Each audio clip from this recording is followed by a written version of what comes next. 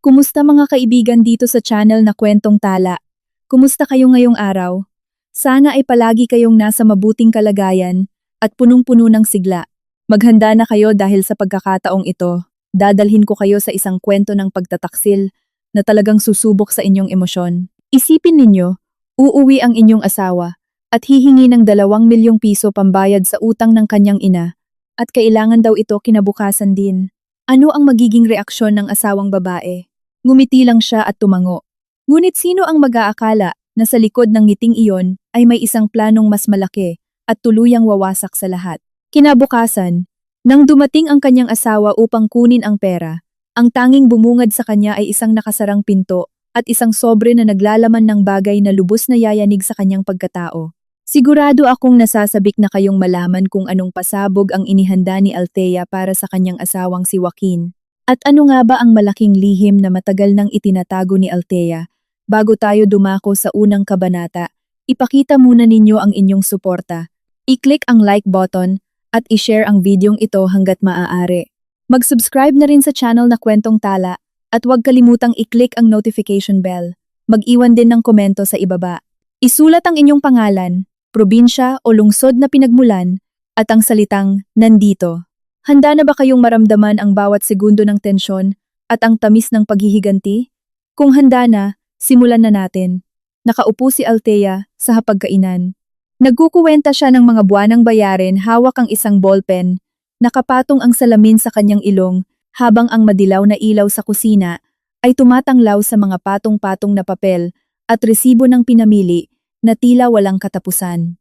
3 taon na niyang ginagawa ang parehong nakasanayan, ang pamahalaan ng isang kabahayan na pinaniniwalaang nanggaling sa yaman ng kanyang asawang si Joaquin at ng pamilya nito. Sinisiguro niyang natutugunan ang lahat ng pangangailangan ni Joaquin, ng biyenan niyang si Senyora Carmela, at ng bayaw niyang si Mateo. At ang pinakamahalaga sa lahat, maingat niyang pinamamahalaan ang bawat sentimo upang walang makahalata na ang perang iyon ay aktual na nagmumula sa sarili niyang bank account na matagal na niyang itinatago ng buong husay.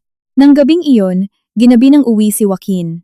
Rinig na rinig ang kanyang nagmamadaling mga hakbang sa marmol na sahig ng sala ng kanilang bahay sa isang eksklusibong subdibisyon sa Alabang. Bakas ang tensyon sa lalaki, pinagpapawisan ng malamig ang kanyang noo.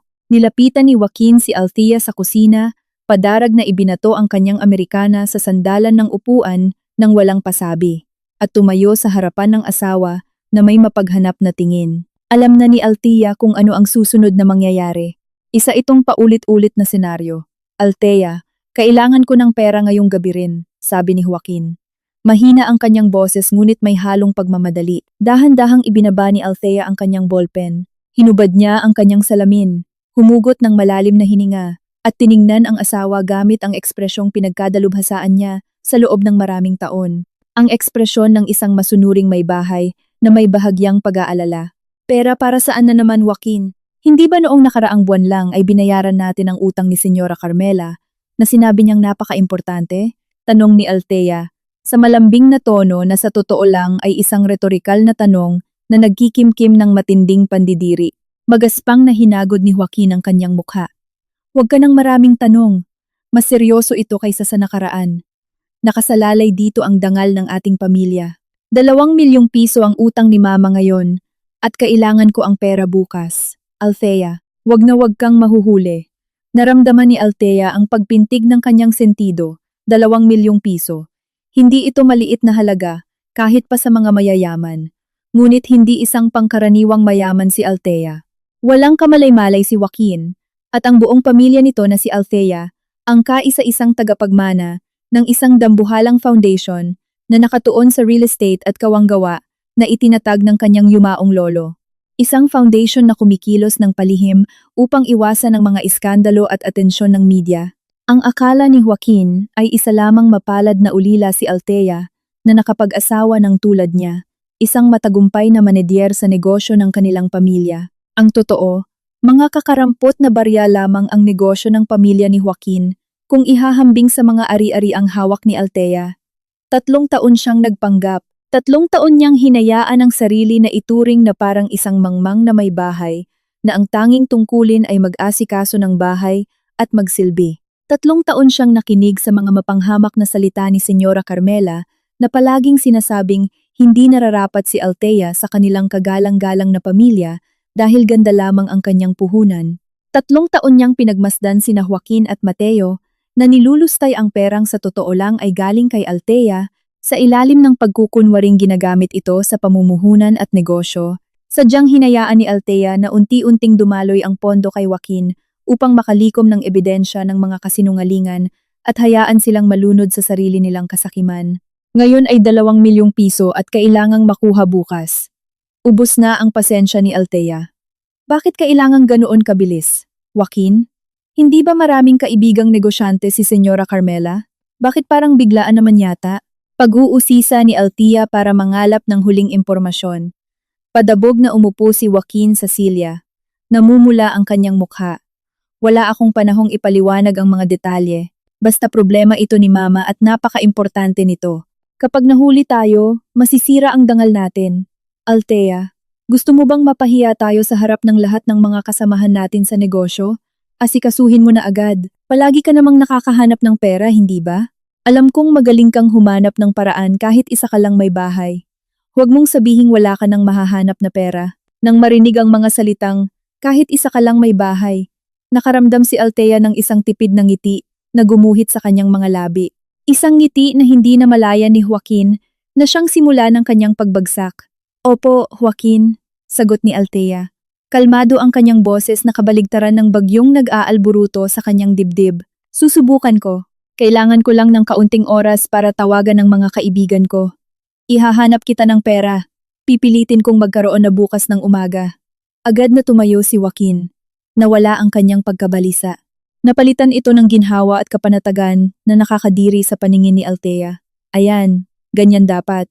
Kaya nga kita pinakasalan. Talagang maaasahan ka sa mga ganitong bagay. Siguraduhin mong nandyan na yan bukas. Kukunin ko yan bago mag-alas 10 ng umaga. Dahil kailangan ko na agad pumunta roon. Nagtitiwala ako sa iyo.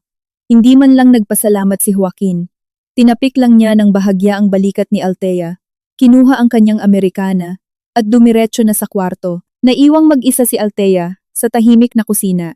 Sa gitna ng mga patong-patong na peking bayarin na sadya niyang inimprenta para panatilihin ang imahe bilang isang may bahay na nag-aasikaso ng pananalapi. Bumalik si Althea sa kanyang upuan. Kinuha niya ang ballpen, hindi para magkuwenta ng bayarin, kundi para pirmahan ang isang mahalagang dokumento na nakasingit sa ilalim ng mga resibo. Ito ay isang liham na matagal na niyang inihanda. Inihanda ni Atty. Valderrama, ang batikang abogado na matagal na niyang kanang kamay. Isang liham na tatapos sa lahat ng pagpapanggap na ito. Nang gabing iyon, hindi natulog si Althea. Nang mahimbing na sina Joaquin at Mateo, tahimik na kumilos si Althea. Tinawagan niya ang kanyang personal na assistant gamit ang isang lihim na teleponong nakatago sa loob ng kanyang vault. Nagbigay siya ng maikli, malinaw, at malamig na utos. Ipatupad ang Plan B at kontakin si Ati, Valderrama. Bukas ng umaga, lahat ng ari-ari ang may kinalaman sa foundation ay dapat bawiin at i-freeze, lalo na ang bahay na ito. Siguraduhin ninyong walang kahit anong ari-arian na nakapangalan sa akin ang malalapitan nila at ihanda ninyo ang mga papeles na iyon. Ang planong 6 na buwan niyang binuo ay tuluyan ng inilunsad. Alam ni Althea na ang 2 milyong piso ay hindi utang ni Senyora Carmela. Ang 2 milyong pisong iyon ay ang halaga ng kanyang kalayaan. Ang 2 milyong piso ay ang pinakahuling gastos na ilalabas niya para alisin ang lason sa kanyang buhay. Naglakad si Althea paikot sa marangyang bahay na iyon. Ang bahay na inakala niyang simbolo ng kaligayahan. Ang bahay na ito ay puno ng masasamang alaala. Mga panlalait ni Senyora Carmela, mapanliit na tingin ni Mateo, at mga kasinungalingan ni Joaquin. Inilagay niya ang ilang mahahalagang gamit sa isang maliit na maleta, mga importanteng dokumento, ilang damit, at isang nakakuwadrong litrato ng kanyang yumaong lolo. Iniwan niya ang lahat ng alahas, mga mamahaling bag, at mga magagarbong damit na ibinigay ni Joaquin, dahil ang lahat ng iyon ay pagbabalat kayo lamang gamit ang sarili niyang pera na ibinalik sa kanya bilang mga regalo. Sa parehong hapagkainan kung saan pinilit siya ni Joaquin na humanap ng pera, nag-iwan si Althea ng isang makapal na brown envelope. Isang salita lamang ang nakasulat doon gamit ang itim na tinta. Joaquin. Pinagmasdan ni Althea ang sobre ng sandali. Walang mababakas na emosyon sa kanyang mukha. Pagkatapos ay humugot siya ng malalim na hininga, kinuha ang maliit na maleta at binuksan ang pinto ng bahay. Sinalubong siya ng lamig ng hangin sa gabi. Humakbang palabas si Althea at marahang isinara ang pinto. Nakakandado na ang pinto. Iniwan niya ang bahay na iyon. Iniwan ang pagkukunwari sa kanyang buhay. Iniwan ang lahat ng peke. Hindi na nakangiti si Althea. Nang gabing iyon, sa ilalim ng nag-iisang buwan, tumango lamang siya. Tumango siya sa kanyang sarili, sa kanyang tadhana, at sa pagsisimula ng isang bagong kabanata na puno ng pagtutuos. Alam niyang kinabukasan, ang pasabog na inihanda niya ay magbibigay ng matinding pagkabigla kay Joaquin. Hindi si Althea ang nagmaneho ng sarili niyang sasakyan. Pagkasara ng pinto ng bahay sa kanyang likuran, isang itim na luxury car na naghihintay sa dulo ng kalsada ang umabante nang walang ingay at tumigil sa mismong harapan ni Althea. Bumukas ang pinto sa likod. Pumasok si Althea at agad na umandar ang sasakyan nang hindi na siya lumilingon pabalik. Iniwan niya ang marangyang bahay na malapit nang maging piping saksi sa pagbagsak ng isang pamilya. Sa loob ng sasakyan ay naghihintay na si Ati Valderrama, isang batikang abogado na sa nakalipas na 20 taon ay naging kanang kamay at pinagkakatiwalaan ng yumaong lolo ni Althea, si Aton Valderrama, ang kaisa-isang tao sa labas ng foundation na nakakaalam sa dobleng pagkatao ni Althea. Tiningnan ng may edad na lalaki si Althea ng may buong paggalang, hindi bilang isang kliyente, kundi bilang lehitimong tagapagmana ng lahat ng kanyang pinangangalagaan. Senyorita Althea, bati ni Atiyen Valderrama. Kalmado at matatag ang kanyang boses. Handa na ang lahat ayon sa planong binuo natin. Sigurado po ba kayong wala na kayong gustong pag-isipan? Pagkatapos nito ay wala nang atrasan. Tumugon si Althea habang nakatingin ng diretso sa kalsada ng syudad na tahimik pa. Sigurado na ako, Attorney Valderrama. 3 taon akong nag-ipon ng ebidensya. 3 taon kong hinayaan ang sarili ko na tapakan. Ang 2 milyong pisong iyon ang huling pako sa kabaong ng kasal na ito. Ang utang na iyon ay hindi utang ni Senyora Carmela, kundi utang sa sugal ni Joaquin. Natiyak ko na ito mula sa isang mapagkakatiwalaang source. Dahan-dahang tumango si Attorney Valderrama. Kumuha siya ng isang manipis na digital tablet, gaya ng inaasahan natin. Senyorita, ang mga datos na pumasok ngayong gabi ay kumukumpirma sa lahat. Ang 2 milyong pisong iyon ay ang huling bayad na kailangan niyang ibigay sa sindikato ng sugal. Kung ibibigay ninyo ito, makakalaya siya sandali bukas at magpapatuloy lang ang walang katapusang siklong ito. Ang desisyon ninyong tapusin na ito ay napakatama. Ipinikit ni Althea ang kanyang mga mata saglit. Ang pandidiri na matagal na niyang tinitiis ay tuluyan ng sumabog. Ang pagpapanggap na ginawa niya sa harap ni Joaquin ay naging matibay na katwiran para sa pinakamaruming pagtataksil. Ibinenta ni Joaquin ang pangalan ng kanyang ina, si Senyora Carmela, para lamang pagtakpan ang kanyang masamang bisyo. Sige, attorney, magsisimula na tayo sa pagpapatupad ng plano. Ngayong gabi rin, hindi nagtungo ang sasakyan sa isang hotel, kundi sa isang matayog na gusali sa gitna ng Bonifacio Global City na nagsisilbing punong tanggapan ng Fundasyon Althea Valeriano. Ang foundation na ito ay isang dambuhala sa likod ng mga eksena na nagkokontrol sa malaking bahagi ng mga estratehikong proyekto sa infrastruktura, ngunit kilala lamang ng lahat ang nagmamay-ari nito bilang isang anonimong lupon ng mga katiwala na kinakatawan ni Attorney Valderrama. Walang nakakaalam na si Althea na kilala nila bilang asawa lamang ng isang manedier ay ang nag-iisang tagapangulo at ang tunay na may hawak ng kapangyarihan doon. Sa pinakamataas na palapag ng gusali, ang conference room ay na-convert na bilang isang emergency command room. 3 eksperto sa batas at isang digital asset expert ang naghihintay na kasama ang patong-patong na makakapal na dokumento. Ito ay isang pulong na kailangang matapos bago pa man magising si Joaquin mula sa kanyang mahimbing na tulog. Punong-puno ng panaginip tungkol sa 2 milyong piso na tiwala siyang ibibigay ni Althea. Ihanda ang unang prioridad, utos ni Althea na wala ng paligoy-ligoy. Buong access sa lahat ng bank accounts at investments na nakapangalan kay Joaquin na binili sa loob ng nakalipas na 3 taon. Bawiin at i-freeze ang lahat ng pondo niya. Gamitin ang kasunduan bago ang kasal na nagtatakda na ang mga pondong donasyon mula sa aking pamilya ay kailangang bumalik sa foundation sakaling magkaroon ng paghihiwalay na sanhi ng pagtataksil o kasinungalingan. Agad na sumang-ayon ng isang eksperto sa batas. Opo, senyorita. Lahat ng pondong nagmula sa foundation ay namarkahan na. Sa oras na isampa ang petisyon, para pawalang bisa ang kasal bukas ng umaga, automatikong mapi-freeze ang lahat ng pondong iyon. Magiging zero ang balanse sa account ni Joaquin. Susunod ang bahay, patuloy ni Althea. Ang bahay na tinitirhan namin ay pag-aari ng foundation na inupahan ko sa pangalan ng isang dummy corporation. Laging ipinagmamalaki ni Joaquin na ang bahay na iyon ay pag-aari niya at ni Senyora Carmela. Kahit na ang mga papeles nito, kasama na ang orihinal na titulo, ay nasa vault na ito simula pa noong magpakasal kami.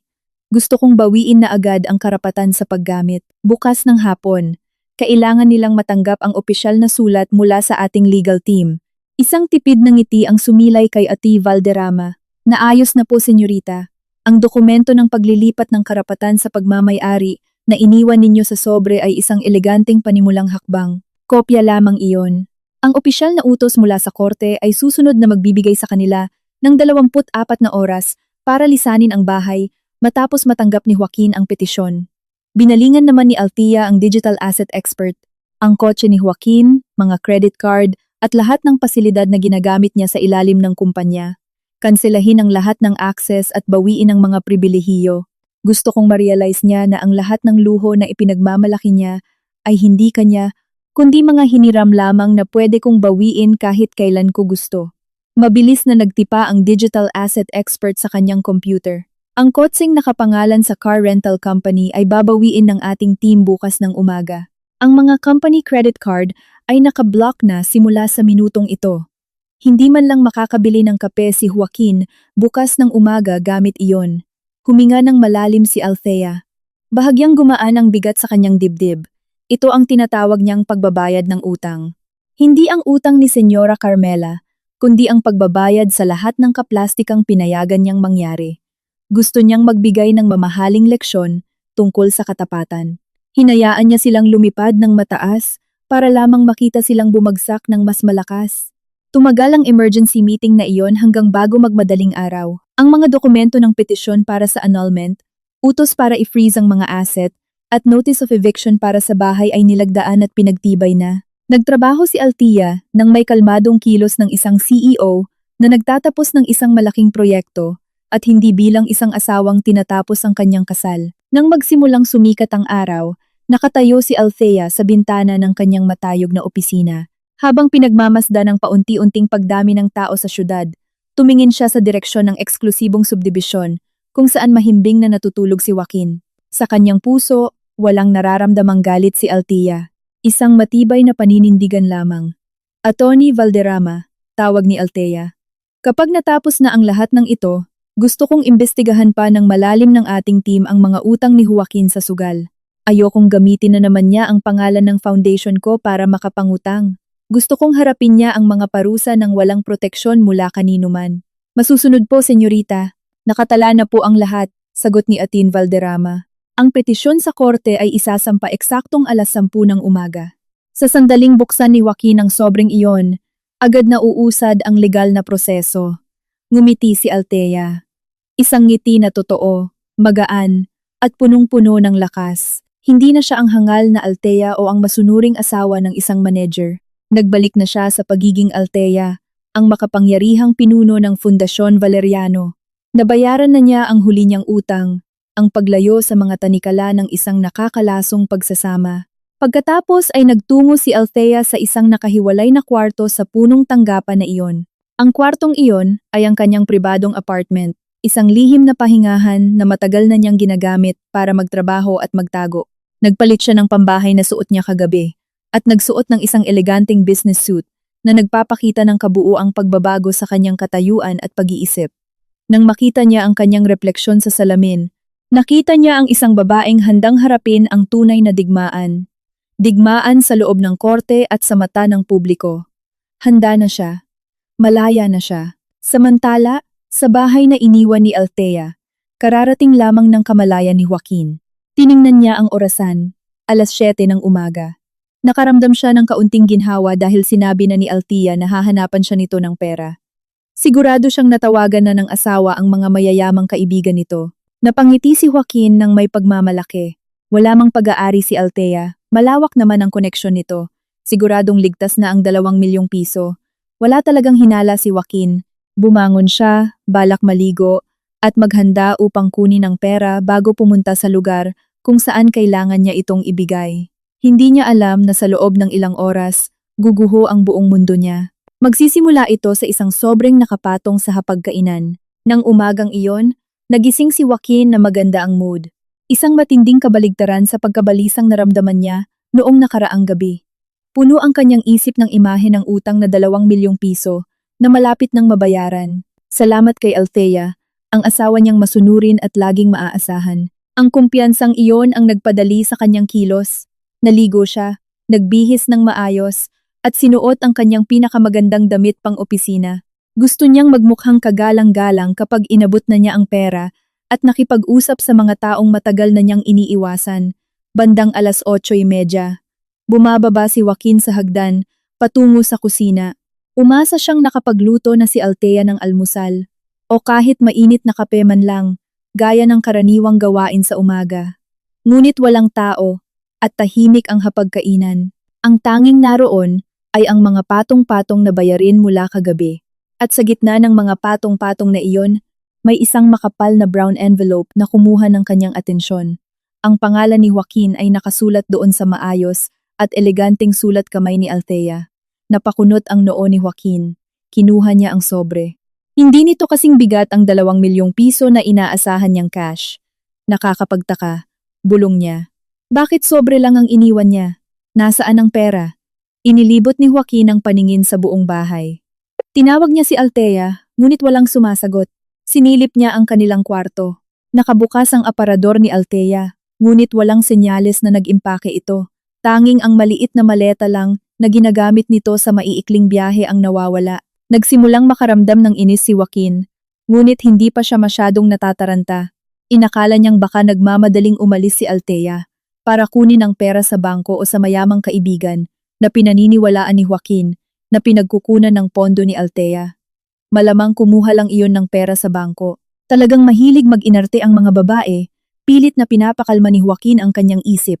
Bumalik siya sa hapagkainan at binuksan ang sobre nang walang pasensya. Agad na natuon ang kanyang mata sa laman ng sobre na wala pa lang ni isang piraso ng pera. Nagsimulang manginig ang mga kamay ni Joaquin. Ang dati niyang kalmadong mukha ay namutla. Ang sobre ay naglalaman ng 2 pahina ng nakaimprentang dokumento na kumpleto sa selyo at pirma ng abogado. Ang unang dokumento ay isang petisyon para pawalang bisa ang kasal o annulment. Malinaw na nakasulat doon ang mga punto. Ang petisyon ay isinampa ni Althea sa kadahilanang pagtataksil, panlilinlang sa pananalapi at pagpapabaya. Ang pinakakagulat-gulat, hinihingi ng petisyon na walang makukuhang parte si Joaquin sa paghahati ng ari-arian. Dahil lahat ng ari-ariang nabili sa loob ng kanilang pagsasama ay pag-aari ng foundation na nagmula kay Althea at binili sa pangalan ng isang dummy corporation. Ang ikalawang dokumento ay isang deed of transfer ng karapatan sa bahay. Isinasaad sa dokumento na ang marangyang bahay na ipinagmamalaki ni Joaquin at inangking minana pa ng kanyang pamilya ay matagal nang nakarehistro bilang inuupahang ari-arian ng Fundación Valeriano na kinakatawan ni Atin Valderrama. Sa araw na iyon, ang karapatang gumamit ng bahay ay formal nang binawi ng tunay na may-ari nito. Si Joaquin at ang buong kabahayan ay inaatasan na lisanin ang bahay sa loob ng 24 na oras. Pakiramdam ni Joaquin ay parang puwersahang hinigop ang dugo mula sa buong katawan niya. Nanlamig ang kanyang buong katawan at pinagpawisan. Wala ang kanyang 2 milyong piso. Nawawala ang kanyang asawa. At ngayon, kinukuha ang kanyang bahay. Dinemanda siya ng annulment at wala na siyang anumang pag-aari. Hindi pwede ito. Kalokohan ito. Walang kahit ano si Althea. Wala siyang ganitong kapangyarihan. Sigaw ni Joaquin sa tahimik na kusina. Nilamukot niya ang mga papel. Sa mismong sandaling iyon, lumitaw sa kusina si Senyora Carmela. Ang biyenan ni Althea, nakabihis ng maayos at handa ng umalis. Mayabang siyang naglakad. Tinitingnan si Joaquin na parang binagyo. Joaquin, anong nangyayari sa iyo? Umagang-umaga sumisigaw ka na parang sinasaniban. Nasaan ang pera? Kailangan na itong bayaran ni Mama. bago mag-alas 10. Sabi mo handa na si Althea. Ibigay mo na, mataas na tonong utos ni Senyora Carmela. Lumingon si Joaquin sa kanyang ina, taglay ang mga matang puno ng takot at galit. Ibinato niya ang 2 dokumento sa mesa mismo sa harap ni Senyora Carmela. Walang pera ma. Tingnan mo ito. Nasiraan na ng bait si Althea. Nagsampa siya ng annulment laban sa akin. At ang pinakamalala, ang bahay na ito, kukunin ang bahay na ito. Sabi niya kailangan na nating umalis sa loob ng 24 na oras. Kinuha ni Senyora Carmela ang dokumento at mabilis na binasa. Natahimik sandali ang may edad na babae. Tumigas ang kanyang mukha sa hindi makapaniwalang reaksyon. Tapos nagsimula siyang tumawa. Isang mapang-uyam na tawa na puno ng pang-iinsulto. Ha, Althea, ang babaeng iyon. Huwag kang magpatawa, Joaquin. Saan naman siya kukuha ng abogadong kasing sikat nito? Siguradong biro lang ito. Isa lang siyang may bahay na walang ni isang kusing. Siguradong nagtatampo lang iyon dahil sa utang mo kahapon. Huwag kang magpanik, anak. Tawagan mo siya, pauwiin mo siya, at ipatigil mo ang walang kwentang birong ito. Kinuha ni Joaquin ang kanyang cellphone gamit ang nanginginig na mga kamay. Paulit-ulit niyang tinawagan si Althea, ngunit nakapatay ang telepono nito. Lalo pang tumindi ang pagpanik ni Joaquin. Sinubukan niyang tawagan si Mateo, ang kanyang kapatid. Si Mateo na nag-iinarte pa sa kwarto ay sinagot ang tawag na may inaantok na boses. Anong meron kuya? Ang ingay mo naman umagang-umaga. Natutulog pa ako. Mateo, bumaba ka na agad. Nawawala si Althea at nag-iwan siya ng isang baliw na sulat. Nag-file siya ng annulment at kukunin na ang bahay natin. Kailangan na nating umalis bukas. Taranta na sigaw ni Joaquin. Napabangon agad si Mateo sa kanyang kama. Nagmamadali siyang bumaba at nakita sina Joaquin at Senyora Carmela na napapalibutan ng mga legal na dokumento at may mga mukhang natatakot. Si Mateo na laging pa-easy-easy sa buhay at umaasa sa kanyang kuya ay nararamdaman na ngayon ang banta ng pagbagsak. Kukunin? Paano nangyari iyon? Di ba pamanang bahay ito, kuya? Baka naman nananakot lang si Althea. Rasyonal na sagot ni Mateo. Hindi ito pananakot. May selyo ng korte rito.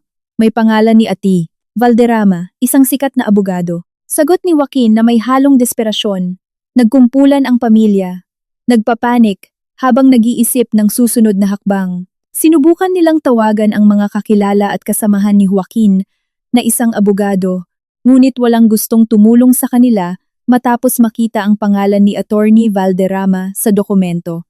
Alam nilang ang paglaban kay Attorney Valderrama at sa malaking foundation nito ay magiging sanhi ng pagkasira ng kanilang karera. Nagdesisyon na si Joaquin na hanapin si Althea sa pinakamakatwirang lugar, sa bahay ng matalik nitong kaibigan na si Bianca. Madalas tumambay si Althea roon, nagrereklamo tungkol sa pagtrato ng pamilya ni Joaquin. Tiwala si Joaquin na alam ni Bianca ang lahat. Nagmamadaling lumabas si Joaquin. Hinanap niya ang susi ng kanyang magarang sasakyan, ang kotseng ipinagmamalaki niya na kanya. Hinila niya ang hawakan ng pinto at sinubukang paandarin ang makina.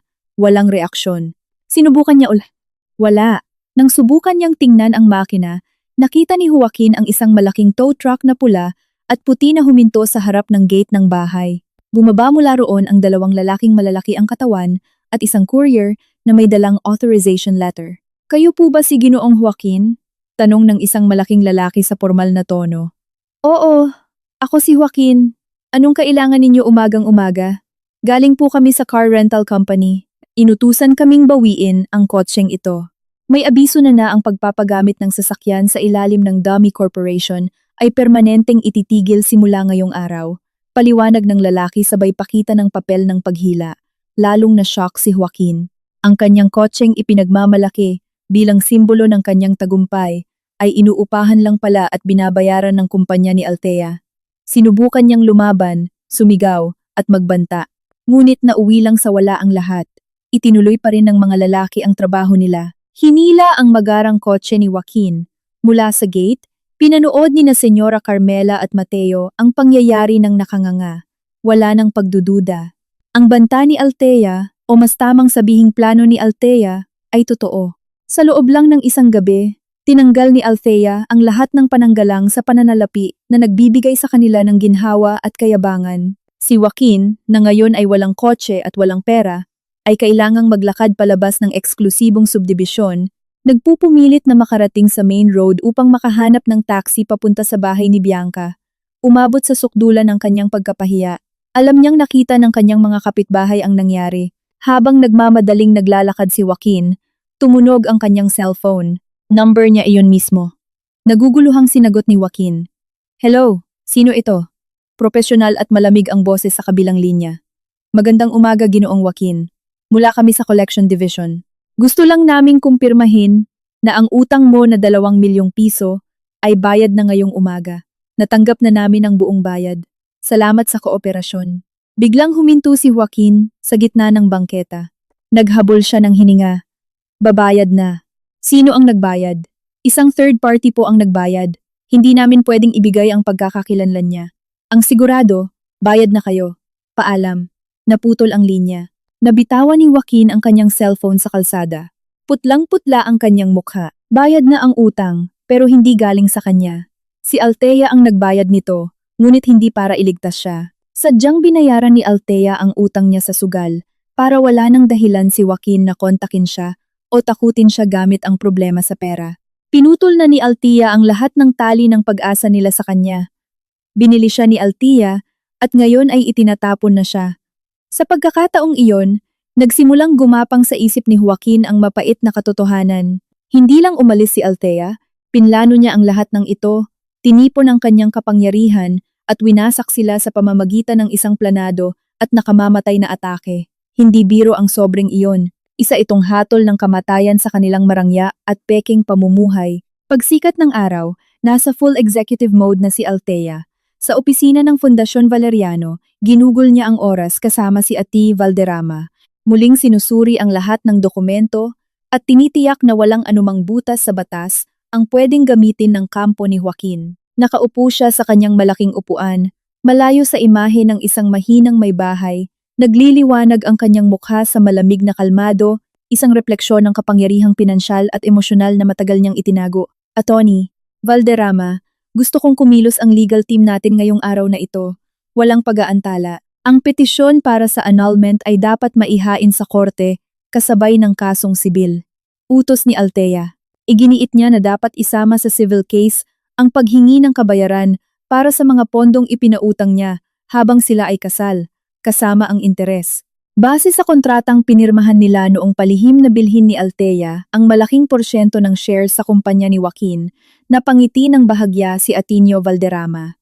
Napakatalinong hakbang, senyorita. Sa pamamagitan ng pagsampa ng kasong sibil at pagpapakita ng lehitimong dokumento ng pautang, kahit hindi alam ni Joaquin na umutang siya sa inyong foundation, sisiguraduhin nating hindi lang siya mawawalan ng bahay, kundi mababaon din siya sa malaking utang. Hindi siya makakabangon ng matagal-tagal.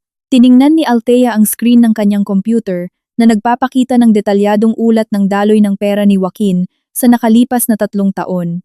Gusto kong maramdaman nila ang resulta ng kanilang kasakiman. Dapat nilang malaman na ang pagmaliit sa isang tao dahil lang pinili nilang manahimik ay isang malaking pagkakamali. Habang pinaplano ni Althea ang pinansyal at legal na pagkasira ni Joaquin, si Joaquin mismo ay natataranta sa marangyang bahay na ngayon ay para ng isang kulungan na guguho. Matapos hilahin ang kanyang kotse at mabayaran ang kanyang utang, nang walang pahintulot, bumalik si Joaquin sa loob ng bahay na nanlalambot. Naghihintay na sa sala sina Senyora Carmela at Mateo. Nababalot sila ng tensyon at kawalan ng pag-asa. Joaquin, kailangan mong tawagan agad si Althea. Suyuin mo siya, humingi ka ng tawad, sabihin mong hihiwalayan mo ang kabit mo. Tanga si Althea. Siguradong lalambot iyon kapag umiyak ka at nagmakaawa. Pamimilit ni Senyora Carmela habang pabalik-balik sa paglalakad. Mas nangingibabaw ang takot na mawalan ng luho kaysa sa kahihiyan. Si Mateo, na umaasa lang sa allowance na galing kay Althea na ibinibigay ni Joaquin, ay nakisawsaw din. Oo kuya, hindi tayo pwedeng mawalan ng bahay. Subukan mong tawagan si Bianca, yung matalik na kaibigan ni Althea. Siguradong alam niya kung saan nagtatago si Althea. Pwede nating sugurin si Althea at pilitin siyang pumirma para i-cancel ito. Nang hihinang umiling si Joaquin. Hindi ninyo naiintindihan. Iba na ang Altheang ito. Masyado siyang kalmado noong pinilit ko siyang maghanap ng 2 milyong piso. Ang sobrang iyon. Planado na ang lahat ng ito. Ayaw na niyang bumalik. Kahit sinabi iyon ni Joaquin, Sinunod pa rin niya ang payo ni na Senyora Carmela at Mateo. Para lang mapanatili ang marangyang pamumuhay, handa niyang lunukin ang kanyang pride. Sinubukan niyang tawagan si Bianca, ang matalik na kaibigan ni Althea, na lagi nitong pinagsasabihan ng problema. Sa ibang lugar, nasa isang cafe si Bianca. Malayo sa bahay niya, nag-vibrate ang cellphone na nagpapakita ng pangalan ni Joaquin. Ngumiti ng mapang-uyam si Bianca. Alam na niya ang buong plano ni Althea. Sa katunayan, siya ang unang tinawagan ni Althea para siguruhin sa kanya na tapos na ang lahat ng pagpapanggap. Sinagot ni Bianca ang telepono at nagpanggap na nagugulat. Hello Joaquin, bakit Althea? Hindi ko alam kung nasaan siya. Huli kaming nagkita noong nakaraang linggo. Agad na nagdrama si Joaquin. Bianca, tulungan mo ako. Nagmamakaawa ako. Nagkamali lang ng intindi si Althea. Mahal na mahal ko siya. Hindi ko alam na aabot siya sa ganito. Humingi lang naman ako ng tulong para sa utang na iyon. Pangako, para sa nanay ko iyon. Alam mo naman kung gaano ako kabait sa kanya. Muntik nang matawa si Bianca sa nakakadiring kasinungalingan ni Joaquin. Naalala niya kung paano laging umiiyak si Althea sa kanyang balikat habang kinukwento ang masamang pagtrato ng pamilya ni Joaquin. Sinabi sa akin ni Althea, pagod na siya. Joaquin, sabi niya gusto na lang niyang mamuhay ng tahimik. Wala talaga akong alam kung nasaan siya. Pero kung ako sa iyo, tatanggapin ko na ang katotohanan. Mukhang hindi na siya babalik pa. Nang matapos ang tawag, inihagis ni Joaquin ang kanyang cellphone sa sofa. Walang kwenta ang ginawa niya. Hindi tutulong si Bianca. Agad namang sinisi ni Senyora Carmela sina Bianca at Althea nang marinig ang usapan, mga babaeng walang utang na loob. Siguradong sinulsulan ni Bianca si Althea. Kailangan nating may gawin, Joaquin. Kailangan nating humanap ng ebidensya na nasisiraan na ng bait si Althea. O di kaya sabihin nating nilulustay niya ang pera natin. Nakaisip si Joaquin ng mas desperadong ideya. Sige ma, hindi tayo pwedeng maupo lang dito. Magpapanggap tayo na kasalanan niya ang lahat ng ito. Pagbibintangan nating nagnakaw ng ari-arian si Althea. Tandaan mo ang mga alahas na diamante na nakatago sa vault. Ipapapulis natin siya. Ipapakita natin na umalis siya ng walang paalam at kinuha niya ang lahat ng kayamanan natin. Sumingit si Mateo. Pero, kuya, di ba laging sinasabi ni Althea na kanya ang mga alahas na iyon? Sinong may paki? Sa mata ng batas, ang mga ari-ari ang nakuha habang kasal ay pag-aari ng mag-asawa, maliban kung mapapatunayan ang kabaligtaran. Kailangan nating bilisan bago pa siya makapagsampa ng kaso, desisyon ni Joaquin. Kaya nang hindi nagsasayang ng oras, pumunta sina Joaquin, Senyora Carmela, at Mateo sa presinto. May mga peking malungkot na mukha. Inireport ni Joaquin si Althea sa akusasyong tinangay nito ang mga alahas na nagkakahalaga ng bilyon-bilyong piso at mga mahalagang dokumento ng kumpanya. Nalaman ni Althea na minomonitor ang social media at ang galaw ni Joaquin sa pamamagitan ng kanyang security team ang tungkol sa report na iyon sa pulisya. Ngumiti siya. Hindi mapang-asar ng ngiti, kundi ngiting punong-puno ng pag-asa. Attorney Valderrama, kumikilos sila ayon sa inaasahan. Sabi ni Althea sa kanyang abogado, akusasyon ng pagnanakaw ng alahas. Nakalimutan nilang lahat ng alahas na isinusuot ko ay mga replika lamang. Ang mga tunay na alahas na pamana ng nanay ko ay matagal ko nang itinago sa foundation, simula pa noong magpakasal kami. At nakalimutan din nila na ang mga dokumento ng kumpanya na tinatawag nilang mahalaga ay mga dokumento lamang ng dummy corporation. Ang mga orihinal na dokumento ng foundation ay nasa kamay na natin. Ano pong gagawin ninyo, senyorita? Tanong ni Atin Valderrama. Gaganti tayo ng mabilis. Isang paagad ang annulment at civil case. Hayaan nating asikasuhin ng mga pulis ang peke nilang report. Kapag nagpunta ang mga pulis sa korte para hingan ng pahayag si Althea, doon natin ilalabas ang lahat ng ebidensya. Papalitan natin ang akusasyon ng pagnanakaw ng kasong paninirang puri at perjury laban kina Joaquin at Senyora Carmela. Hayaan mong maramdaman nila ang lamig ng imbestigasyon, sabi ni Althea. Nagliliyab ang kanyang mga mata sa estratehiya. Alam ni Althea na hindi lang ito tungkol sa paghihiganti. Tungkol ito sa pagpapakita kina Joaquin, Senyora Carmela, at Mateo na ang tunay na kapangyarihan ay hindi nakasalalay sa ipinaparadang luho, kundi sa talino at masusing pagpaplano. Nagsimula na ang kanyang estratehiya ng paghihiganti, at ang pamilya ni Joaquin ang mismong humukay ng sarili nilang libingan. Umabot sa sukdulan ang gulat ni na Joaquin, Senyora Carmela, at Mateo, matapos formal na isampa sa korte ang petisyon para pawalang bisa ang kasal, na sinundan ng isang civil case na nagkakahalaga ng higit pa sa kakayahan ni Joaquin. Nagsimula nilang ma-realize kung gaano kaseryoso ang sitwasyon. Hindi lang si Althea ang nawala kay Joaquin, nahaharap din siya sa banta na mabaon sa malaking utang at mawalan ng dangal sa lipunan. Ang peking report na ginawa nila sa presinto tungkol sa pagnanakaw ng alahas ay hindi nagbigay ng instant na resulta. Humingi pa ang mga pulis ng katibayan ng pagmamay-ari na malinaw na wala kay Joaquin. Si Senyora Carmela, na palaging inuuna ang imahe, ay hindi na makatulog ng maayos. Patuloy niyang pinipilit si Joaquin na gumawa ng isang bagay na nakakagulat. Kailangan mong gawin siyang maawa sa iyo, Joaquin. Kailangan mong iparamdam sa kanya na siya ang may kasalanan. Babae si Althea. Madaling lumambot ang mga babae sa luha at sakripisyo. Pilit ni Senyora Carmela. Na, adasi kalaban ni mga bae sa Althea. Halatang tumanda ang kanyang mukha dahil sa stress sa pera. Si Joaquin na naubusan na ng ideya at pera ay nakabuo ng isang madilim at desperadong plano. Udyok pa ni Mateo na umaasang ang palabas na ito ay magpapahaba ng oras hanggang sa makahanap sila ng lusot. Kailangan nating palabasin na nag-aagaw buhay ako, na aksidente, sabi ni Joaquin. Puno ng kawalan ng pag-asa ang kanyang mga mata. Hindi matitiis ni Althea na hayaang magdusa ang asawa niya habang nasa operasyon o intensive care. Siguradong darating siya.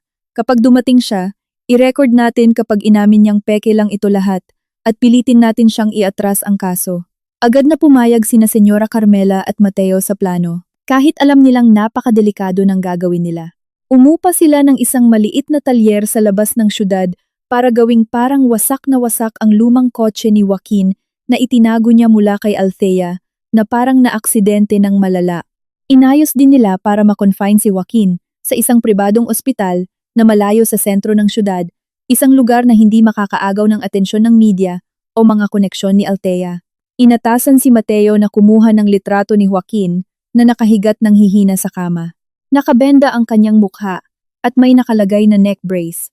Binayaran pa nila ang isang nurse para bigyan ng swerong bitamina at palabasin na mahina ang tibok ng puso niya sa monitor, isang kapani-paniwalang medikal na palabas. Mabilis na ipinadala ni Mateo ang mga litrato kay Bianca, ang matalik na kaibigan ni Althea na may madramang mensahe na aksidente ng malala si Joaquin, kritikal. Kailangang pumunta ni Althea, kailangan niya ang asawa niya ngayon. Sa opisina ng foundation, sinusuri ni Althea ang financial report. Tumunog ng mahina ang kanyang cellphone, nagpapakita ng mensahe mula kay Bianca. Binuksan ni Althea ang mensahe at nakita ang mga litrato na ipinadala ni Mateo. Hindi nagulat si Althea. Simula pa lang ay inaasahan na niyang gagamit si Joaquin ng madramang taktika. Tinawagan niya si Bianca. Bianca, nakita mo yung mensahe? Anong reaksyon mo? Tanong ni Althea. Blanko ang kanyang boses. Siyempre, nagkunwari akong nataranta. Althea, nagkunwari akong umiiyak sa telepono kay Mateo. Sabi ko sasabihin ko agad sa'yo, pero sa totoo lang ang cheap ng style nila. Siguradong yung lumang kotse niya na nakatago sa bodega ang ginamit. Isa pa, paanong naaksidente siya ng malala, pero nakakapagpadala pa rin ng ganoong kalinaw na mensahe. Sagot ni Bianca sa kabilang linya. Rinig ang pagkaaliw, ngunit may pandidiri. Mabuti. Huwag kang magpakita ng kahit ano. Ngayon tawagan mo si Ati, Valderrama. Utos ni Althea. Nagplano si Althea ng mas malupit na ganti. Alam niyang nagpepeke ng aksidente si Joaquin para palabasin siya at pilitin siyang iatras ang mga kaso. Hindi pupunta si Althea, pero babaliktarin niya ang palabas. Agad inutusan si Ati ni Valderrama. Lihim na nakipag-ugnayan ang legal team ni Althea sa ospital kung saan nakakonfine si Joaquin. Nagpanggap silang mga investigador ng health insurance ng kumpanya. Nagpakita sila ng mga peking dokumento na nagpapalabas na expired na ang insurance ni Joaquin at hindi sasagutin ang malaking bill sa ospital na ginawa-gawa lang para sa drama. Isang kinatawan mula sa team ni Althea na nakabihis ng formal at kagalang-galang ang nakipagkita kina Senyora Carmela at Mateo sa ospital. Pasensya na po, Senyora. Natanggap namin ang health insurance report ni Ginoong Joaquin. May malaking problema. Kinansela na ang buong policy niya dahil walang bayad ang premium sa nakalipas na 6 na buwan, paliwanag ng kinatawan sa nag-aabalang tono. Lahat ng gastos sa ospital na ito ay magiging personal ninyong sagutin. Pagkarinig nito, agad na nataranta sina Senyora Carmela at Mateo. Wala silang dalang cash, Wala nga silang pambayad ng pamasahe sa taxi pabalik sa bahay na malapit ng kunin. Ang palabas na aksidente ay humihingi ngayon ng totoong bayad na hindi nila kayang ibigay. Pero na aksidente siya. Critical siya. Emergency ito. Sigaw ni Senyora Carmela. Pasensya na po, Senyora. Sinusunod lang namin ang proseso. Kung hindi mababayaran ang bill ngayong hapon, kailangang ilipat si Ginoong Joaquin sa isang pampublikong ospital. Lahat ng espesyal na atensyon na natatanggap niya ngayon ay kailangang itigil. Sagot ng kinatawan ni Althea. Walang awa. Tumakbo pabalik sina Senyora Carmela at Mateo sa kwarto ni Joaquin na nag-iinarte pa ring nasasaktan na nakapikit ng bahagya. Joaquin, gumising ka. May malaki tayong problema. Kinansela ang insurance mo. Kailangan nating bayaran lahat ng gastos dito. Kung hindi, ililipat ka sa pampublikong ospital na puro sakit. Bulong ni Senyora Carmela habang pilit na ginigising si Joaquin. Si Joaquin na nakarinig ng mga salitang gastos at ililipat. Agad na iminulat ng malaki ang kanyang mga mata. Pumalpak ang palabas. Tumalon siya mula sa kama, hinablot ang swerong bitamina, at mabilis na tinanggal ang neck brace. Ano? Dadalhin sa pampublikong ospital? Hindi, ayoko. Nagbayad ako ng premium, siguradong gawa ito ni Althea. Sigaw ni Joaquin. Nakalimutan niyang dapat ay kritikal at nag-aagaw buhay siya. Nagulat ang nurse na binayaran ni na Senyora Carmela at Mateo nang makitang mabilis na tumayo si Joaquin. Ang kinatawan ni Althea na nasa pinto pa rin ay lihim na ni-record ang eksena gamit ang hidden camera. Tingnan ninyo, Senyora, hindi siya may sakit. Nagkukunwari lang siya. Malakas na sigaw ng kinatawan ni Althea para matakot sina Senyora Carmela at Mateo. Mateo, bilis. Kailangan na nating umalis dito bago pa sila tumawag ng security. Nilinlang tayo ni Althea, sigaw ni Joaquin. Nagkagulo at tumakas ang pamilya mula sa ospital. Iniwan ang peking hospital bill na dapat ay binayaran nila. Alam nilang hindi lamang nabigo ang palabas na palabasin si Althea, nagbigay pa ito ng bagong ebidensya kay Althea na isa silang mga walang pusong manloloko na kayang magdrama gamit ang kalusugan. Sa kanyang opisina, natanggap ni Althea ang video. Napatawa siya ng mahina. Attorney Valderrama, magdagdag ng bagong kaso. Pagtatangkang manloko at pamemeke ng kondisyon ng kalusugan para imanipula ang batas. Hayaan nating mapanood ito ng judge. Mukhang hindi na natin kailangang lumaban ng husto sa korte. Ang estratehiya ng paghihiganti ni Althea ay hindi lamang pagwasak sa pananalapi ni Joaquin, kundi pati na rin sa pagdurog sa dangal at kredibilidad nito. Matapos pumalpak ang drama ng peking aksidente, wala nang matakbuhan sina Joaquin, Senyora Carmela at Mateo. Hindi na sila makabalik sa bahay dahil tapos na ang ibinigay na palugit. Napilitan silang magpalipas ng gabi sa isang mumurahing motel sa Cubao. Malayo sa luho at sarap na nakasanayan nila sa maputik at maruming lugar na iyon. Ang kanilang mga ego at galit ay nagbabanggaan habang sinisisi ang isa't isa sa pagbagsak na nangyari. Sa kabilang dako ng syudad, sa conference room ng Fundasyon Valeriano, inihahanda na nina Althea at Atiye Valderrama ang presentasyon ng mga ebidensya para sa preliminary hearing sa korte. Puno ang mesa ng mga patong-patong na dokumento na matiyagang inipon ni Althea. Senyorita Althea, nailagay na natin ang lahat ng ebidensya. Mula sa lehitimong titulo ng bahay, pag-freeze sa account ni Joaquin, hanggang sa patunay na ang 2 milyong pisong utang na iyon ay personal na utang sa sugal ni Joaquin. Nagsampa na rin tayo ng bagong kaso base sa video ng peking aksidente. Paliwanag ni Aturi. Valderrama habang itinuturo ang maayos na nakasalansang mga folder. Tumango si Althea. Maganda, attorney. Ngayon na ang oras para ilabas ang pinakamatinding ebidensya. Ang ebidensyang magpapatahimik sa kanila, hindi lamang sa mata ng batas, kundi maging sa harap ng lahat ng kanilang mga kasamahan at kamag-anak. Inusod ni Althea ang isang maliit na flash drive sa mesa. Laman ito ang mga record mula sa hidden cameras na inilagay ko sa iba't ibang sulok ng bahay nitong nakaraang 6 na buwan.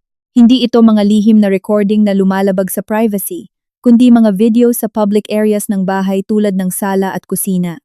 Nakuhanan ng mga video na ito ang mga sandaling minamaliit ako ni Senyora Carmela at nang pinag-usapan ni na Joaquin at Mateo ang plano nilang kunin ang mga ari-arian ko matapos ang planado nilang paghihiwalay. Nagulat si Attorney Valderrama.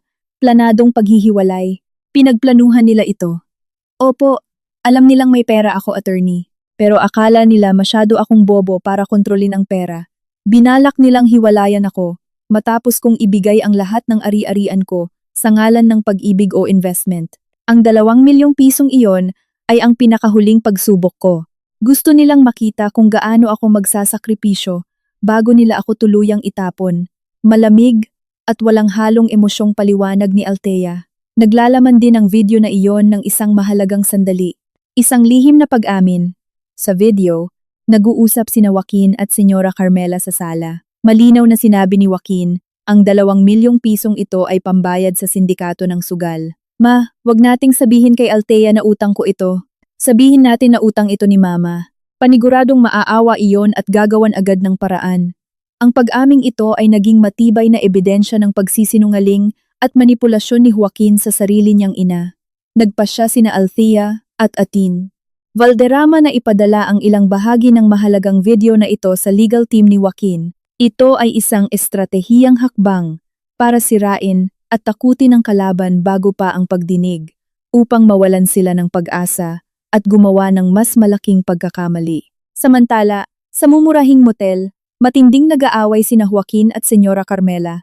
Kakatanggap lang nila ng balita mula sa kanilang abogado na nagsampa si Althea ng civil case na nagkakahalaga ng 10 beses kaysa sa 2 milyong piso. At ang mas nagpatakot sa kanila ay ang kasong panloloko tungkol sa pekeng aksidente. Paano na ito, Joaquin? Ang tanga mo. Bakit mo naisipang gawin yung walang kwentang palabas na aksidente na iyon? Sigaw ni Senyora Carmela sabay sampal kay Joaquin na tahimik lang na nakaupo sa gilid ng kama. Sinubukan ko lang yung ideya ni Mateo, ma. Nataranta ako. Wala tayong pera. Yung abogado nating nanghihingi ng down payment na hindi naman natin kayang bayaran. Sagot ni Joaquin. Tuyong-tuyo na ang mga luha niya. Biglang pumasok si Mateo sa kwarto ng motel. Putlang-putla ang mukha niya. Hawak niya ang kanyang cellphone gamit ang nanginginig na kamay. Kuya, ma, may natanggap tayong email mula sa abogado natin. Nagpadala sila ng video.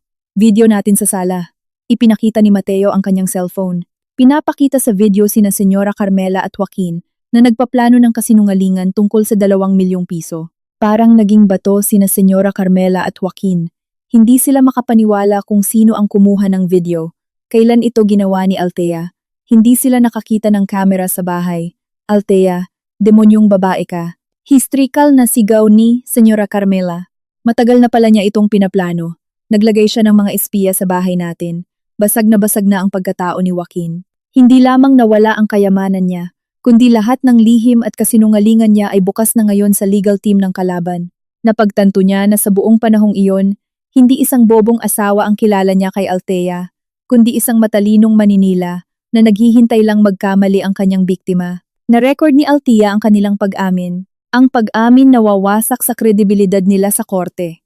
Nang gabing iyon, ang nagigipit na abogado ni Joaquin ay agad na tumawag kay Ati Valderrama. Nag-alok sila ng kasunduan, iaatras daw nila ang kasong pagnanakaw ng alahas at aatrasin ang paghingi ng hati sa ari-arian. Ngunit, matatag itong tinanggihan ni Attorney Valderrama. Huli na ang lahat. Hindi na interesado si Senyorita Althea sa anumang negosasyon. Gumawa kayo ng peking report at pagtatangkang manloko sa ospital. Itutuloy namin ang lahat ng kasong kriminal at sibil hanggang sa dulo. Kinabukasan, dumating sina Joaquin, Senyora Carmela, at Mateo sa korte nang walang preparasyon, walang kotse, at walang pera. Humarap sila kay Althea na dumating kasama si Attorney Valderrama, nakasuot ng marangyang business suit na naglalabas ng aura ng walang katapat na kapangyarihan. Hindi sila tiningnan ni Althea. Umupo lamang siya ng tuwid bilang saksi sa pagkasirang ginawa niya. Sa loob ng matensyong preliminary hearing, ipinapanood ni Attorney Valderrama ang video ni Joaquin na tumatalon mula sa kama ng ospital. Sinundan pa ito ng video ni Joaquin na inaamin na ang utang na 2 milyong piso ay sa sugal. Natahimik ang buong korte. Tanging pagtungo na lang sa kahihiyan at pagsuko ang nagawa ng abogado ni Joaquin. Tiningnan ng judge sina Joaquin at Senyora Carmela nang may mapanghusgang tingin, malinaw na kung sino ang biktima at kung sino ang manloloko sa kasong ito. Nagsalita na ang mga ebidensya at lihim na pag-amin. Tapos na ang palabas ni Joaquin at ngayon ay nagsisimula pa lang ang tunay na ganti ni Althea. Matapos ang mapangwasak na hearing, alam ni na Joaquin at Senyora Carmela na hindi na sila makakaasa sa legal na proseso. Sira na ang pangalan nila sa mga abogado at nahaharap na sila sa kasong kriminal dahil sa perjury at panloloko. Gayunpaman, Ang natural nilang ugali, ang panatilihin ang kanilang peke at mayamang imahe ay nagtulak sa kanila na gumawa ng isa pang malaking pagkakamali. Kahit nawalan na ng bahay at kotse, pinilit ni Senyora Carmela na kailangan nilang dumalo sa isang malaking social event. Nang gabing iyon ay gaganapin ang 50th anniversary party ng kumpanya ng kasamahan ni Joaquin. Isang event na dadaluhan ng mga kilalang negosyante at elitista sa syudad. Naisip ni Senyora Carmela na kung darating sila ng may taas noong pagmumukha, aakalain ng mga tao na chismis lang ang usapin tungkol sa annulment at pagbawi ng bahay. Pilit silang dumalo, umupa ng mga pinakamagandang damit na abot ng kanilang pera at nagpanggap na maayos ang lahat.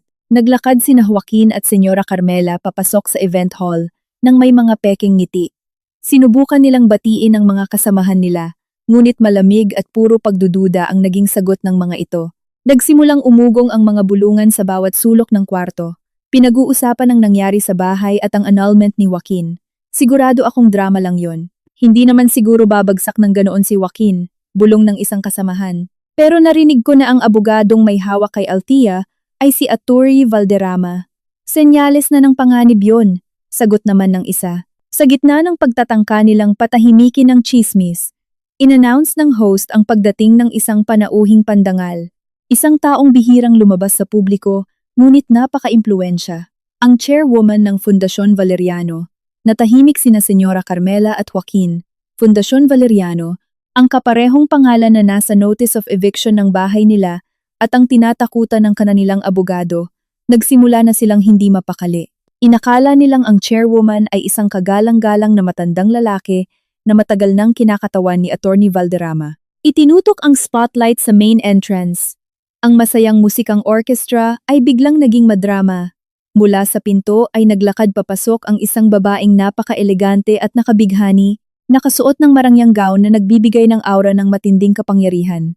Ang taong iyon ay si Althea. Sina Joaquin, Senyora Carmela, at Mateo, na nagkataong nakatayo malapit sa pinto, ay tila nanigas sa kinatatayuan.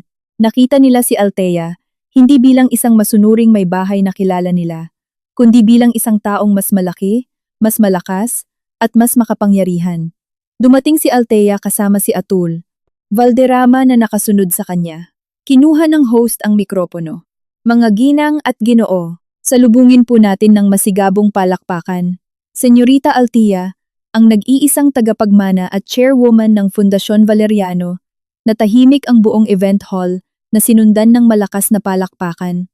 Napalitan ng pagpanik ang mga chismis na naririnig kanina. Si Althea, ang asawa ni Joaquin, siya ang chairwoman. Diyos ko, siya pala ang boss ng malaking foundation na iyon. Kaya pala biglang nawalan ng lahat si Joaquin. Nakapangasawa siya ng isang reyna, at hindi man lang niya alam. Nanlambot ang mga tuhod ni Joaquin. Kinapitan ni Senyora Carmela ang braso ni Joaquin, putlang-putla ang kanyang mukha. Ito ay isang katotohanang mas masahol pa kaysa sa annulment. Isa itong pag-amin sa buong pagkatao ni Althea na matagal na nilang minaliit at tinratong parang alila. Sa buong panahong iyon ay nabuhay sila sa ilalim ng yaman ni Althea habang abala silang laiitin at maliitin ito. Dahan-dahang naglakad si Althea sa gitna ng kwarto. Nilipad ng kanyang mga mata ang buong paligid hanggang sa huminto ito kina Joaquin, Senyora Carmela at Mateo na parang mga estatwa sa takot. Walang puot si Althea. Puro matinding pagkadismaya lamang. Umakyat si Althea sa stage at kinuha ang mikropono mula sa host. Nakuha niya ang atensyon ng lahat. Magandang gabi sa inyong lahat. Bati ni Althea sa malinaw at makapangyarihang boses. Nandito ako hindi lamang para magdiwang, kundi para maghayag ng isang katotohanan. Tumigil sandali si Althea. Ang kanyang mga mata ay nakatitig lamang kina Joaquin at Senyora Carmela. Marami sa inyo ang kilala ako bilang asawa ni Joaquin. Isang asawa na tinatakan na walang pinag-aralan, walang ari-arian, at walang alam kundi mag-asikaso ng bahay. At sa matagal na panahon, hinayaan kong lumaki ang pananaw na iyon. Ngunit ngayong gabi, nandito ako bilang Althea, ang chairwoman ng Fundasyon Valeriano. Nanginginig ang boses ni Althea ngunit punong-puno ng lakas. Ang foundation na ito ay pamana mula sa aking pamilya. Ang mga ari-ari ang hawak ko ay mas malaki pa kaysa sa inakala ni Numan. At ang marangyang bahay na matagal nang inaangkin ni Joaquin at ng kanyang pamilya ay ari-arian din ng foundation ko. Ikinuwento ng maikli ni Althea ang tungkol sa paghingi ng 2 milyong piso na nagtulak sa kanya na umalis. Alam kong hindi sa biyenan ko ang utang na iyon, kundi sa personal na sugal ni Joaquin. At noong tumanggi akong maging ATM nila at nag-file ng annulment, gumawa sila ng peking report sa pulisya at pinalabas na naaksidente pa para imanipula ang emosyon ng lahat. Ibinigay ko na ang lahat ng ebidensyang ito sa korte. Nagulat ang lahat ng bisita sa revelasyong iyon. Ang halos manipis ng reputasyon ni Joaquin ay nadurog ng tuluyan sa harap ng kanyang mga kasamahan. Si Senyora Carmela na hindi na makayanan ang matinding kahihiyan ay sumigaw ng histerikal. Sinungaling ka! Babaeng ahas. Gawa-gawa mo lang lahat ito. Tiningnan ni Althea si Senyora Carmela nang walang takot. Hindi ko kailangang mag-imbento ng kahit ano, Senyora. Ang sarili ninyong ebidensya at pag-amin ang nagsasalita para sa inyo. At ngayong gabi, isa lang ang gusto kong iparating sa lahat ng nandito. Humugot ng malalim na hininga si Althea. Binayaran ko na ang utang na 2 milyong pisong iyon. Hindi lang ang utang sa pera ni Joaquin, kundi pati na rin ang emosyonal na utang ko. Nagbayad ako ng malaking halaga para sa kalayaan ko mula sa isang pamilyang toxic at puro kasinungalingan. Ang pagbubunyag na ito ay pagdiriwang ng aking kalayaan. Pagkatapos niyang sabihin iyon, inabot ni Althea ang mikropono kay Ateneo Valderrama. Inihayag ni Ateneo Valderrama na itutuloy ang annulment at civil case laban kay Joaquin nang walang negosasyon. At hindi aatrasin ni Althea ang kasong perjury sa peking report na ginawa ni Joaquin at Senyora Carmela. Hindi na nakatagal sina Joaquin, Senyora Carmela at Mateo. Tumakas sila palabas ng event hall sa ilalim ng mapanghusga at nandidiring tingin ng lahat ng tao. Iniwan ang kanilang luho at reputasyon. Umalis silang bitbit ang mapait na katotohanan. Hindi lang pera ang nawala sa kanila, sinira rin nila ang kanilang sarili. Nakatayo si Althea sa stage, tumatanggap ng mga pagbati. Ang kanyang ngiti ngayon ay ngiti ng tunay na panalo. Hindi na ang peking ngiti na suot niya sa nakalipas na 3 taon. Ang pagdiriwang na iyon ay ang kanyang koronasyon bilang reyna na matagal na nagtago. Kinaumagahan pagkatapos ng madramang revelasyon sa party, nasa pinakamasamang kalagayan sina Joaquin, Senyora Carmela at Mateo. Natulog sila sa lumang kotseng itinago ni Mateo. Ang kaisa-isang natitirang ari-arian. Gutom na gutom sila, walang pera, at binabagabag ng matinding kahihiyan. Ang balita tungkol kay Althea, ang chairwoman ng Fundasyon Valeriano, at ang pagbagsak ni Joaquin ay naging headline sa iba't ibang online media at pahayagan. Patay na ang reputasyon nila. Sinubukan nilang tawagan ang ilang kamag-anak, ngunit walang nagtangkang tumulong. Tinumbasan lang ng malamig na pagtanggi at panlilibak ang mga tawag nila. Parang sila ay isang salot na dapat iwasan. Kasalanan mo lahat ito, Joaquin. Ikaw ang nag-umpisang humingi ng 2 milyong pisong iyon. Sinira mo kami. Sigaw ni Senyora Carmela habang sinusuntok ang balikat ni Joaquin sa gitna ng kawalan ng pag-asa. Sinubukan ko lang yung ideya ni Mateo. Sino ba kasing nagsabing hayaan mong tumira sa bahay na iyon si Althea? Sana pinaalis mo na siya noon pa. Sagot ni Joaquin na isinisisi ang ina. Sa kalagitnaan ng matinding pagtatalo nila sa loob ng kotse, isang itim na sasakyan na may mahinang sirena ang huminto malapit sa kanila. Ilang mga pulis na naka-civilian na damit ang bumaba. Nilapitan nila ang kotse ni Joaquin. Ginoong Joaquin, Senyora Carmela, at Ginoong Mateo, may arrest warrant po kami laban sa inyo para sa kasong perjury at estafa na kinasasangkutan ng Fundasyon Valeriano. Mariing sabi ng isang pulis, sabay pakita ng warrant of arrest. Biglang namutla sina Joaquin, Senyora Carmela, at Mateo. Hindi nila inakalang ganito kabilis ang batas. Teka, wala kaming ginagawang masama. Si Althea ang nag-set up sa amin. Kasalanan niya lahat ito. Pilit na lumalaban si Senyora Carmela. Sa presinto na po kayo magpaliwanag, Senyora? Sagot ng pulis nang walang kompromiso. Pinusasan silang 3 at dinala sa presinto. Ang pag-aresto na ito ay hindi lang tungkol sa annulment, kundi sa totoong kasong kriminal dahil sa paggawa ng peking police report tungkol sa pagnanakaw ng alahas at pagtatangkang manloko sa ospital. Inimbestigahan sila sa presinto. Dumalo si attorney Valderrama bilang kinatawan ni Althea kasama ang 5 miyembro ng kanyang legal team. Dala nila ang lahat ng ebidensya. Ang video ng peking aksidente, ang video kung saan inaamin ni Joaquin ang utang niya sa sugal, at ang matibay na patunay na ang inireport na nawawalang alahas ay mga murang replika lamang. Habang ang totoong alahas ni Althea ay ligtas na nakatago sa vault ng foundation. Walang nagawa sina Joaquin, Senyora Carmela at Mateo. Ang abogado nila na nag-alok sana ng tulong ay tuluyan ng umatras. Ayaw nilang makisali sa kasong malinaw na tungkol sa estafa at perjury na may matibay na ebidensyang video. Iniwan silang mag-isa. Sa kalagitnaan ng investigasyon, inamin din sa wakas ni Joaquin ang lahat. Inamin niya na kanya ang utang na 2 milyong piso at hindi kay Senyora Carmela. Inamin niya na binalak nilang perahan si Althea at itatapon na lang matapos makuha ang lahat ng yaman nito. Napilitan din sina Mateo at Senyora Carmela na aminin ang papel nila sa palabas ng peking aksidente sa ospital. Samantala, hindi na sila binisita ni Althea. Tumatanggap lamang siya ng ulat mula kay Ati Valderrama sa kanyang opisina. Nakahinga siya ng maluwag, hindi para magsaya sa paghihiganti, kundi para makita na umiral ang hustisya. Ang pag-arestong ito ay hindi na tungkol sa paghihiganti, kundi sa paninindigan sa katotohanan. Sa sumunod na hearing, nagdesisyon ang hukuman na ikulong sina Joaquin at Senyora Carmela dahil napatunayan ang kanilang serye ng kasinungalingan at peking report na nakapinsala kay Althea at sa batas. Binigyan si Mateo ng parole dahil hindi gaanong mabigat ang kanyang papel, ngunit haharapin niya ang matinding diskriminasyon mula sa lipunan at wala rin siyang titirhan. Ngayon, sina Joaquin at Senyora Carmela ay nasa likod na ng rehas, naghihintay sa mahabang proseso ng kasong kriminal. Ang marangyang buhay na pinagmamalaki at ipinaglalaban nila ay tuluyan ng naglaho. Hindi na nila iniisip ang kotse, bahay, o utang na 2 milyong piso na bayad na. Ang iniisip na lang nila ay ang kapalaran nilang nahaharap sa pagkakakulong. Gamit ang kalayaang natamo, inutusan ni Althea si Attorney Valderrama na iatras ang civil case laban kay Mateo. Ngunit hindi inatras ni Althea ang kaso laban kina Joaquin at Senyora Carmela. Naniniwala si Althea na ang parusa ang tanging guro na magbibigay ng aral sa kanila. Sa mismong araw ng pagpapakulong kina Joaquin at Senyora Carmela, formal na pinirmahan ni Althea ang papel para sa pagpapawalang bisa ng kanyang kasal. Hindi na siya pumunta sa huling hearing na iyon. Para sa kanya, matagal nang natapos sa puso niya ang kasal na ito. Mula noong humingi si Joaquin ng 2 milyong piso para pagtakpan ang kanyang kasinungalingan at kasalanan, naging formalidad na lang ang papeles. Panghabang buhay nang naging malaya si Althea.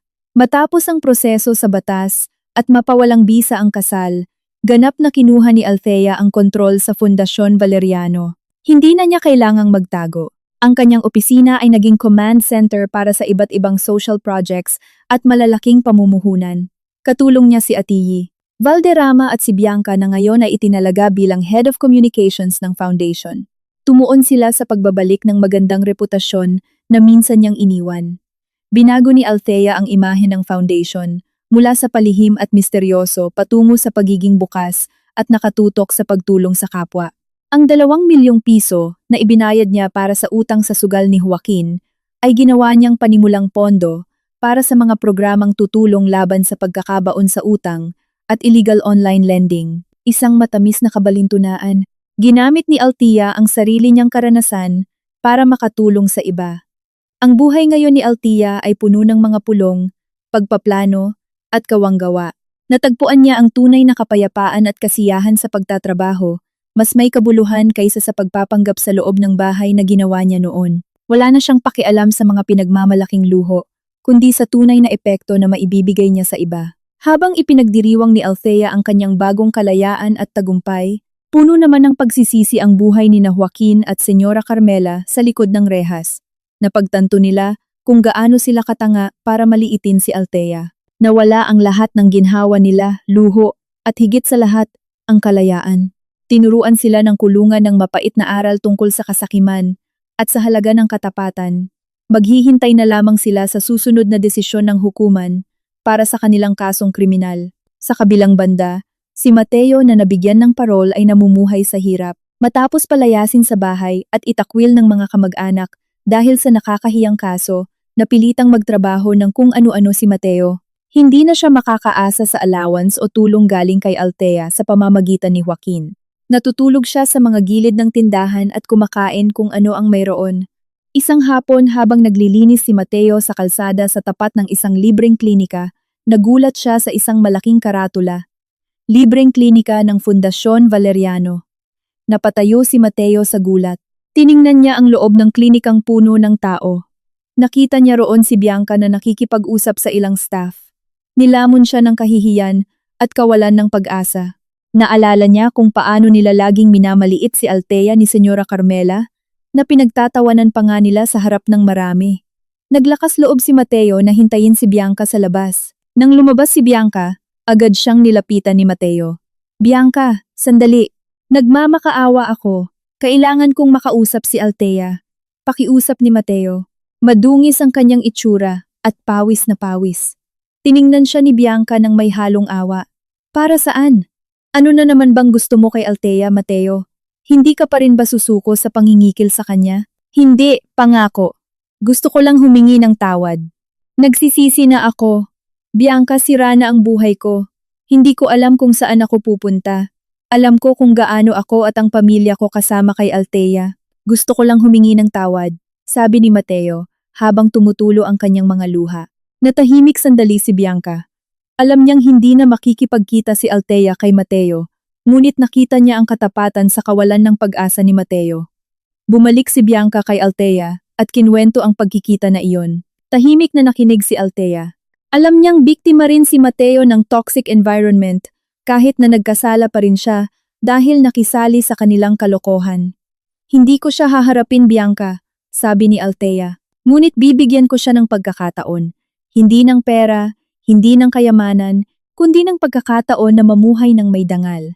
Inutusan ni Althea si Atty. Valderrama na alukin si Mateo ng trabaho sa isa sa mga proyekto ng foundation.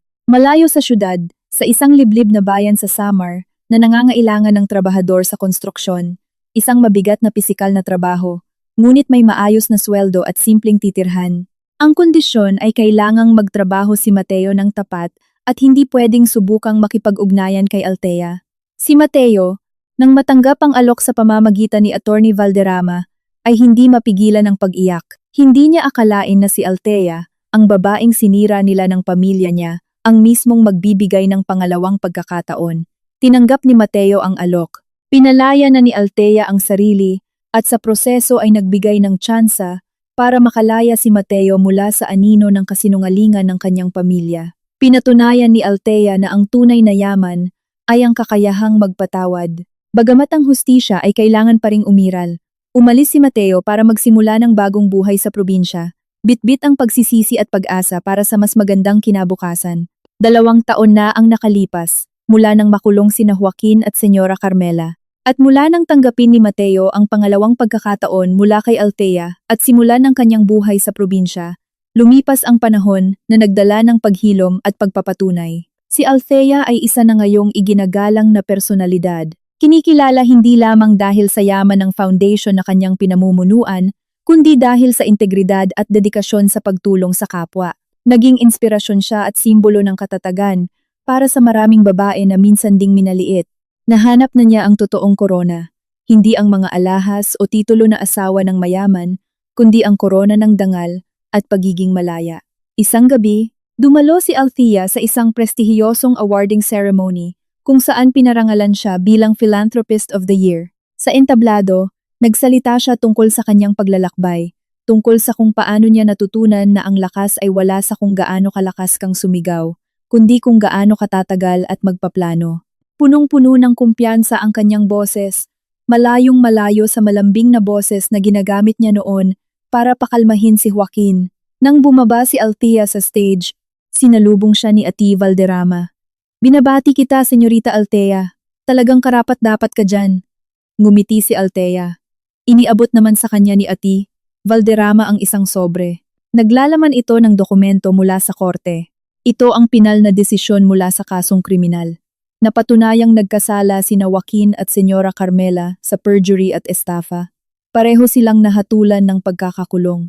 Mas mabigat ang naging parusa kay Joaquin dahil napatunayang siya ang pasimuno ng lahat. Kinuha ni Althea ang dokumento at itinago ito nang hindi na binabasa. Wala na siyang nararamdamang galit, tanging kaluwagan dahil tuluyan ng sumara ang kabanatang iyon.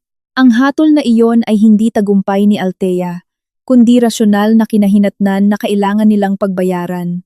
Ibinigay rin ni Atty. Valderrama ang balita na si Mateo ay nagpakita ng malaking dedikasyon sa bago niyang trabaho sa probinsya at isa na siyang construction supervisor. Payapa na si Althea. Binigyan niya si Mateo ng pangalawang pagkakataon at ginamit ito ng tama ni Mateo. Hindi na muling bumalik si Althea sa marangyang bahay na tinirhan niya noon. Ginawa na itong sentro ng pagsasanay at kabuhayan para sa mga mahihirap na babae sa ilalim ng Fundasyon Valeriano. Isinara na ni Althea ang libro ng kanyang nakaraan. Ganap na siyang nakatuon sa foundation at sa misyon nitong tumulong. Hinahanap ang kaligayahan at tunay na dangal sa kanyang mga proyekto. Hindi lang niya nakuha ang kalayaan mula sa nakakalasong pagsasama, kundi pati na rin ang estado at dangal na higit pa sa anumang inaangkin noon ni Joaquin. Nagdudusa sa kulungan sina Joaquin at Senyora Carmela, magkahiwalay at pinagsisisihan ang bawat pangiinsulto at kasinungalingang ginawa nila, habang na-realize nilang pinagpalit nila ang walang hanggang luho sa panandaliang pagkawasak. Alam na nila ngayon na ang babaeng inaakala nilang bobo ay ang pinakamatalinong babae, na ang lakas ay nasa lihim ng ngiti at hindi inaasahang pagpaplano. Ang tunay na lakas ng isang babae ay hindi nasusukat sa kung gaano kalakas ang kanyang boses, kundi sa kung gaano kalawak ang kanyang pasensya at katalinuhan na ginagamit niya sa pagharap sa mga nagtaksil sa kanya.